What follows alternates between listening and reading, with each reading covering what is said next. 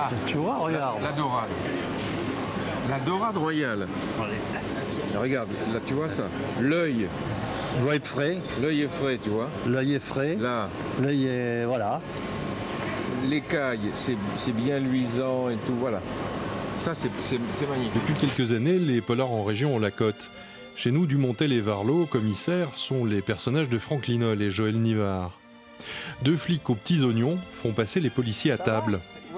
Déjà à titre de lecteur, moi j'aimais bien, j'ai dans les fonds de ma bibliothèque quelques ouvrages qui étaient parus il y a de nombreuses années autour de la cuisine par exemple, à partir des livres d'Agatha Christie ou également autour de le personnage de Brunetti par l'auteur Donna Leone en Italie, les recettes de Pepe Carvalho aussi, ça là on se retrouve plutôt en pays catalan et plus près de chez nous, il y avait eu déjà des recettes autour de l'univers de Simenon et Madame Maigret ou bien même San Antonio se met à table. Oui. Mais tout ça a été fait d'une façon nationale.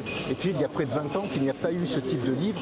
Et moi, j'avais vraiment envie de ça, à partir de connaissant les qualités et le fond de ce que proposaient Franck Linol et Joël Nivard dans leurs ouvrages. Je me disais, mais pourquoi pas sur un plan régional, faire à l'image de ce qui a été fait sur un plan national, finalement, faire ce principe-là. Donc à partir de photos et d'extraits de romans et de bonne cuisine. Les deux flics se tiennent mieux à table qu'à cheval et si Varlot cuisine, Dumontel déguste la plupart du temps. À la fois dans les romans de Joël Nivard et dans les miens, nos personnages sont des épicuriens. Ils aiment les bons plats, ils aiment le bon vin, avec modération, on ne sait pas. On ne sait pas. On ne sait pas. Il y a avec et sans. Bon, Ils auront le bénéfice du doute. Il y a le bénéfice du doute.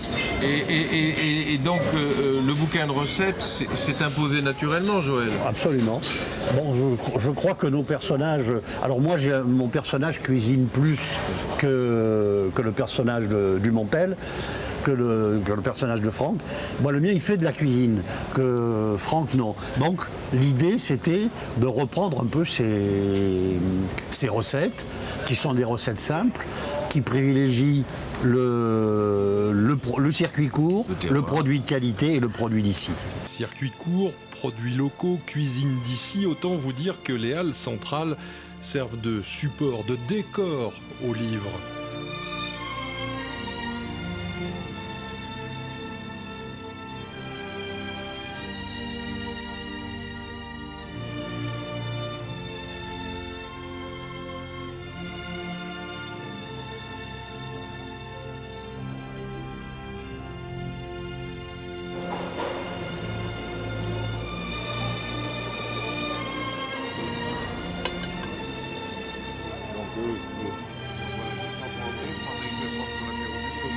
On ne cache pas notre identité, on est Limousin, on fait partie du Limousin et on tient beaucoup à notre région et à sa culture. Oui, et alors nous revendiquons avec fierté l'appellation d'origine contrôlée d'auteurs et d'écrivains régionalistes. Le roman régionaliste et le polar en région, en France, est extrêmement puissant. Même si malheureusement on n'en parle pas beaucoup. Gourmand, gourmet, mais avant tout romancier. En plus des recettes, le trio d'auteurs a produit une nouvelle policière qui a pour cadre les halles, coulisses comprises.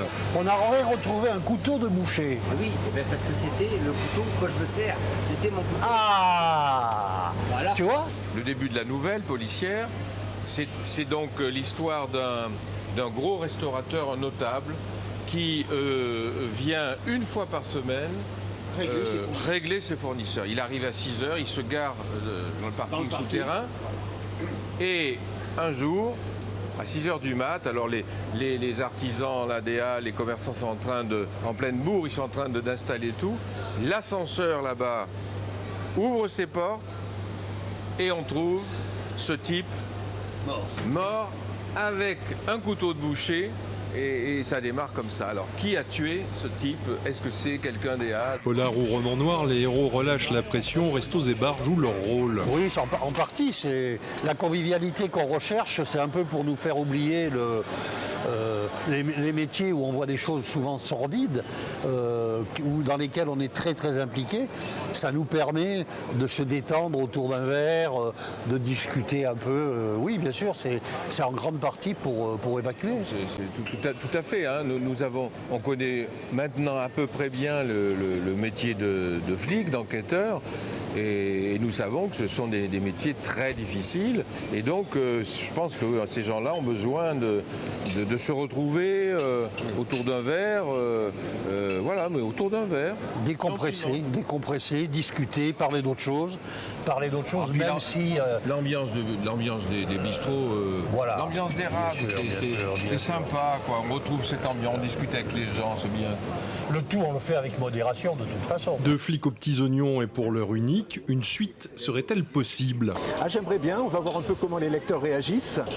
Parfois, ce sont eux qui nous emmènent à des nouvelles idées.